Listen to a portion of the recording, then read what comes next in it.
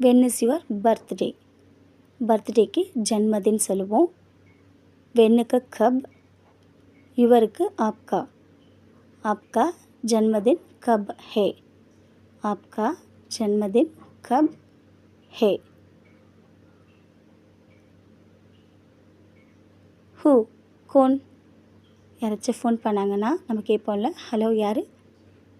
Who are you? आप कौन है?